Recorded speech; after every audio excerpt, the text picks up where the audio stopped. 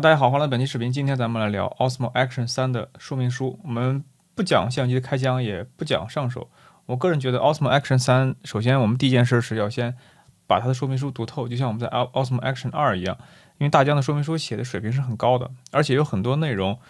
你只看别的 UP 主的视频是看不到的，因为很多细节，但是又对于咱们使用非常重要的特性，就必须需要靠阅读说明书来领悟到。所以今天咱们来一起看一看。2022年9月份的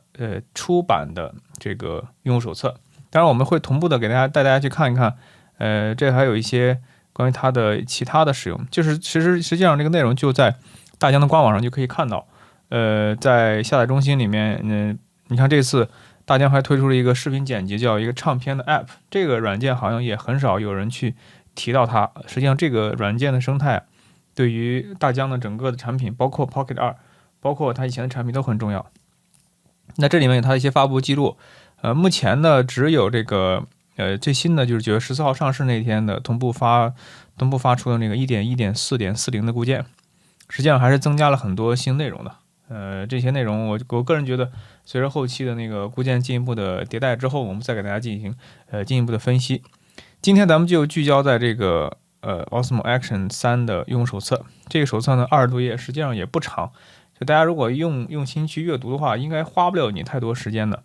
用户手册 1.0 2022年9月份 Osmo Action 3的整个的面貌，它的这个其实这次相机的外形和第一代 Osmo Action 呢是非常像的，而且包括这个 QS 这个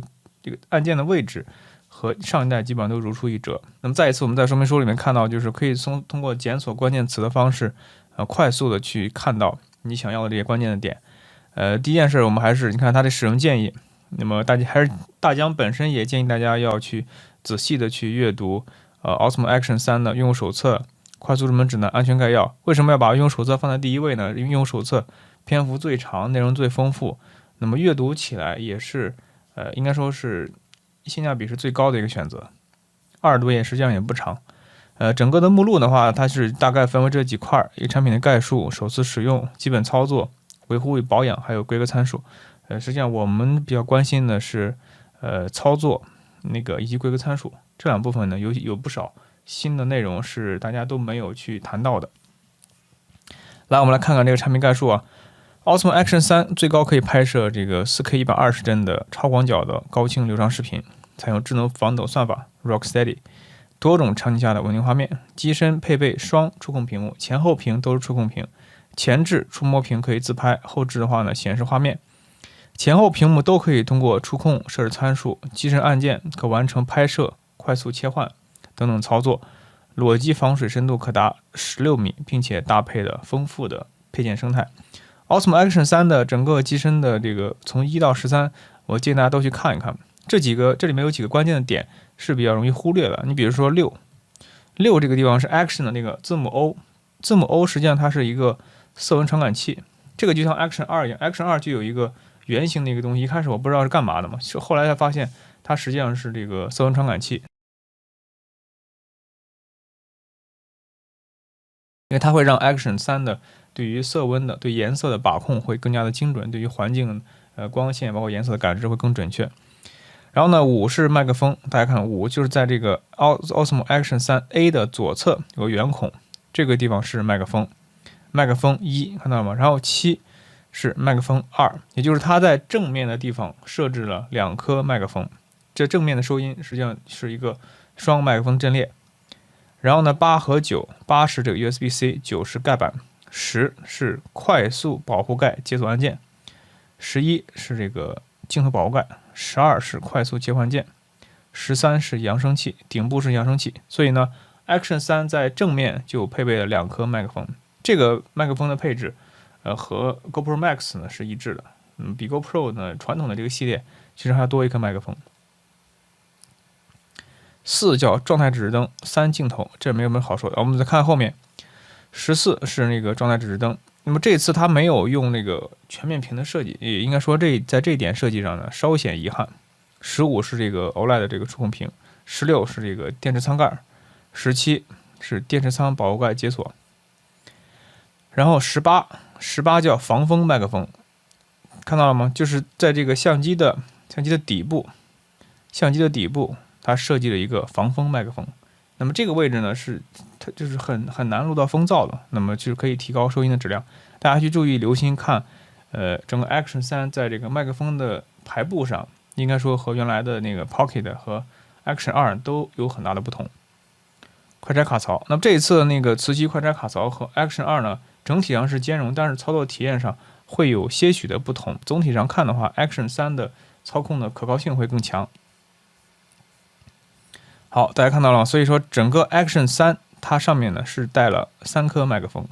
，5前置2颗加底部1颗，所以整体呢是一个3麦克风阵列。但是我看其他 UP 主在实测的结果上去看的话 ，Action 3的这个收音质量实际上还要比 Action 2要更好，这肯定是由于这个更合理的麦克风的布局而实现的。那肯定也有一些算法的上改进，但是前期的这个布局结合运动相机的设计和它的使用场景，那么应该说这一点对于一个好的收音质量，仍然是非常重要的。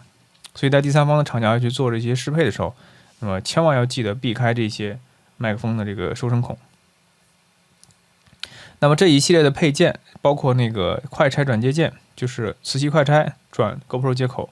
螺杆以及这个平面粘贴底座，那么这些都和原来的这些设计基本上是保持一致的。它的一些使用场景，那么包括那个 Urig 之前做的那个磁吸快拆的那套方案，在这里面实际上也都是可以适用和兼容的但它有一些提示，确保快拆转接件两侧的锁扣牢固嵌入相机卡槽后再使用。这个也是很多 UP 主给大家反复去强调的，就是它的这个操控的可靠性不像原来它会自动的去归位，现在需要手动的去推一下，这点很重要。那么第二个就是它的对于它的那个，尤其是靠3M背胶去粘贴的话，那么整个的表面不能太脏，不能太粗糙。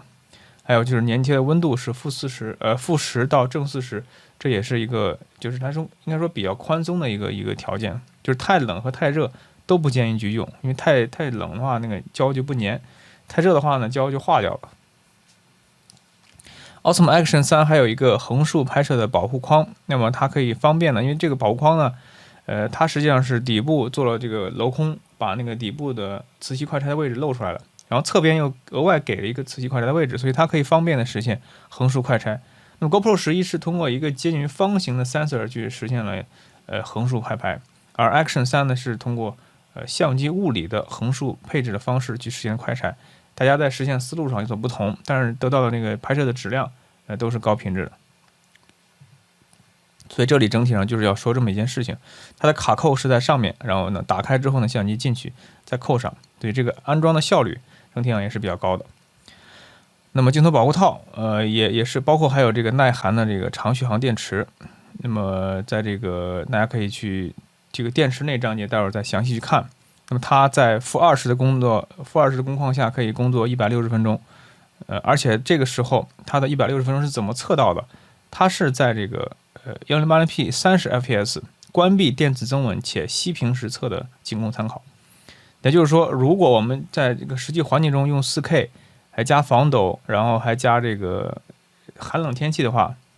那么这个续航的时间大家基本上打一个对折，可能是你真正对你来说可用的、可体验到的这种续航的时间。所以这个电池的续航啊，那么每次大家都会有一个参考的标准，但是这个参考标准究竟和你的使用场景是否是一致，这点大家一定要心里有数，就是它未必是按照你的这种使用的强度来测试的。然后呢 ，Action 3在那个全能的套装里面是带了一个电池收纳盒，这个收纳盒的设计呢，我个人觉得也非常的出色。那么它还支持这个30瓦的 USB-C 充电，以及那个 PPS-PD 协议。那么3块电池全充满只需要2个小时，这个还是挺快的。好，再接下来我们再看，这不知不觉我们就进入到首次使用了啊。首次使用的话呢，电池盖向上推，插入电池，那么安装 SD 卡，那么这是锂电池和 microSD 卡在同一个舱段内的，所以这个是一次性的解决密封的问题，那么相机就可以实现防水了。那么这次呢，大疆再次给出了 microSD 卡的推荐型号。当时 Action 2的时候，大家还记得吗？就是这个推荐型号列表曾经出现过一些变化，有一些那个高规格的卡后来被删掉了，所以这个是我一直百思不得其解的。这次的话，我看到那些高规格的卡又被加入进来了，这是让我觉得很开心的一件事情。充电，那么我们来看看这次的 Action 3的这个充电的能力到底是怎么样的啊？那么大疆这次会出一个30瓦的 USB-C 充电器，30瓦呢应该是对应于这个10伏3安或者是那个15伏2安，大概这样一个配置。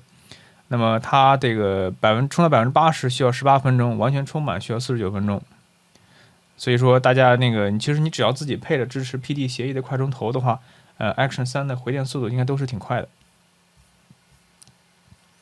这是它的一个充电仓，充电仓在另外一侧的地方。那么这个设计实际上非常像 GoPro 7当年那个时候的一些基本设计，只不过 GoPro 的话，除了那个 Type C， 当时还给了一个 Micro HDMI 的一个接口，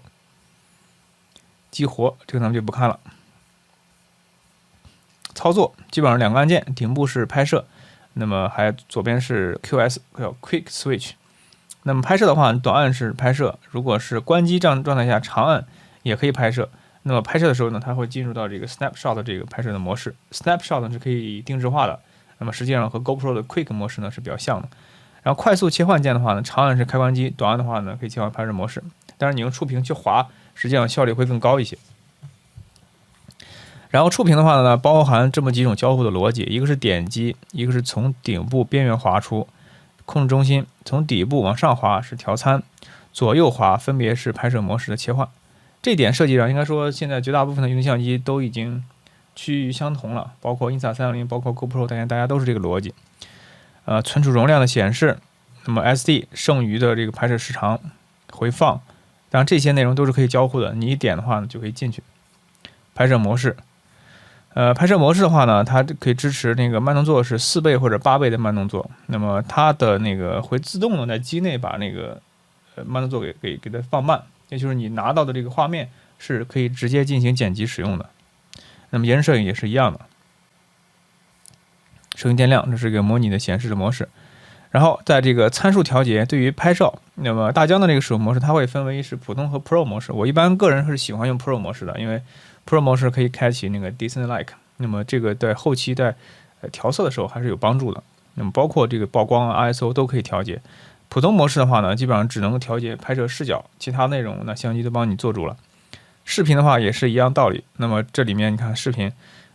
就是就提供普通和 Disney Like。Disney Like 呢，就刚才我说的这个就是这样的。它整体的颜色会偏灰，但是如果你用那个 LUT 去套底还原一下的话，效果还是非常好的。Pocket 2我一直都是这么用 ，Action 2我也是这么用的，所以呢 Action 3我也依然会默认会放在这个 Disney Like。Disney Like 有一些大神是已经做了一些还原 LUT 的，那个 LUT 还原结果是非常好的。那么音频设置的话呢，这次因为是3颗麦克风嘛，所以它可以设置一个是声道立体声嘛，左右声道、降风噪或者是一个强指向性。因为3麦克风呢也具备这个波束复形的这种方式。那么慢动作的话呢，包括延时都有对应的这个调节的档位。变焦的话，它可以支持滑动变焦。那么变焦的话，根据我的了解，它呢在不同的分辨率下，它的这个变焦的倍数是不同的。1080p 之下的话，这个变焦倍数会更大一些。4K 的话呢，变焦倍数会小一些。但是不管怎么样，都是数码变焦。好了，下滑之后呢，这是整个的控制中心的设置。这个设置呢和 Action 2和 Action 1整体上那个操控的逻辑基本上是一致的，包括那个图标的设计，大家都是趋同的。Snapshot 的话呢，就可以根据那个不同的拍摄模式，可以单独设置 Snapshot， 就是你在关机模式下开启会什么样。然后它还支持这个深浅模式。深浅模式的话呢，因为整体那个深浅的时候呢，就是这个水压是比较大的，所以呢，在这个情况下，那么拍摄按键仅支持拍摄照片或启动录制，无法停止录制。所以这个我不太清楚这样操作的逻辑是什么，但肯定是跟水下的环境是相关的。开启深浅模式后，拍摄按键仅支持拍摄照片或启动录制，无法停止录制。使用快速切换按钮开始拍照或启动停止录制。所以它的这个深浅模式下的操控逻辑和那个就不一样了，不太清楚是什么原因啊？因为我还没有做过深浅，可能也许是为了让这个录制啊更加安全可靠，把这2个按键的功能啊做了分离，就是开始和停止做了分离，以免错过宝贵的这个水下的镜头。大概是这个，可能是这个逻辑，我猜测啊。然后呢，这个视频编码的格式，你看它这个4K 的嘛，实际上是分不同的格式的，因为这是一个1.7寸的一个4:3的一个 sensor，4000×3000的，所以它的拍4K 呢可以做4:3的全画素的这个读出，也可以是 4K 16:9。那么只有在16:9的情况下是支持那个 4K120 和 4K100的，在其他情况下 4K 4:3的时候，那它都不支持那个如此高帧率的，因为4:3的情况下的数据量会变大，所以是这样的。所以大家用这个16:9的时候要知道有这么一个限制。那么 1080p 呢是到240，240的话就是8倍的慢放，而那个120的话呢就是4倍的慢放。网格一般我会把网格打开，网格对于咱们参考构图是有帮助的。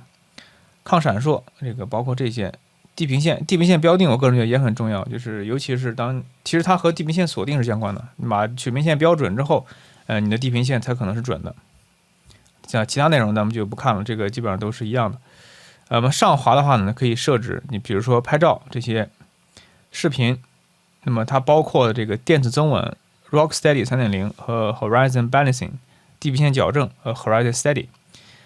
这些功能啊，它们的区别就在于可能对于裁切的把握是不一样的。Rocksteady 呢裁的是最少的，那画面是比较稳的。那地平线校正的话呢，在一定程度下呢，它可以进行这个地平线矫正，或者是说它可以通过很大的裁切让这个地平线一直是水平的，但是这个裁切的画面就会很大。那么地平线增稳的话呢，我记得是在正负45度之间可以进行地平线增稳，超过这个幅度的话，那么画面依然是会旋转的。所以这是对于画面的裁切的不同的选项，实际上。所以呢，这个通过这些结果得到的 4K， 实际上应该是经过差值运算以后的 4K， 它可能就不是原始的那个 4K 的那种分辨率了。影像存储 ，LED 指示灯，这个包括这个灯的闪烁的次数。那么这个Osmo 的 DJI Mimo 的 App 呢，应该也做了升级。实际上这个 Mimo 的 App 呢，除了做预览之外，它更加强大的地方在于它剪片是很方便的，很快一键成片。相机界面这个实际上也没太大变化，因为这个从 Pocket 到 Action，在这一侧的在这里的使用体验，应该说都已经比较趋同了。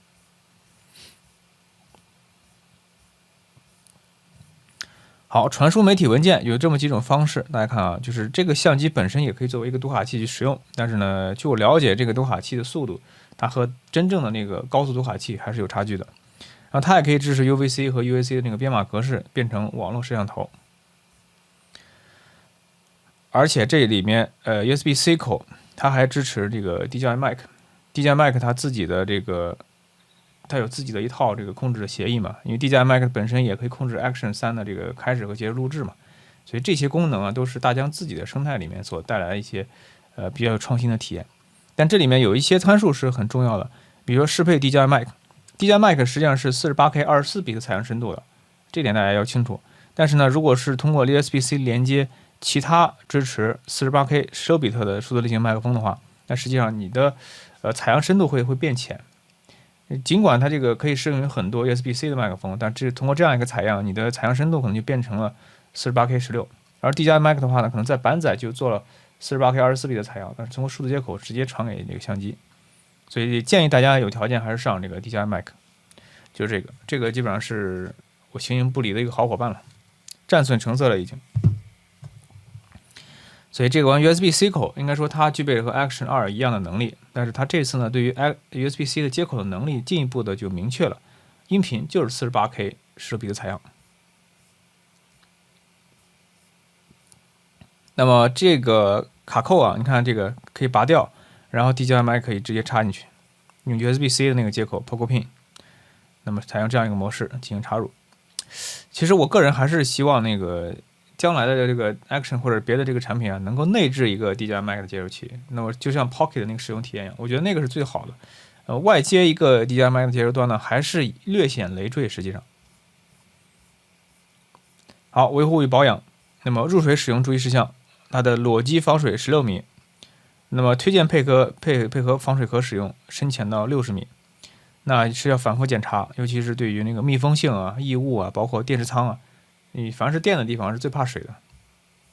然后呢，这些对于腐蚀性的环境下，不建议使用。而且呢，就是出水之后，要对这个整个防水的这一套东西进行清洗。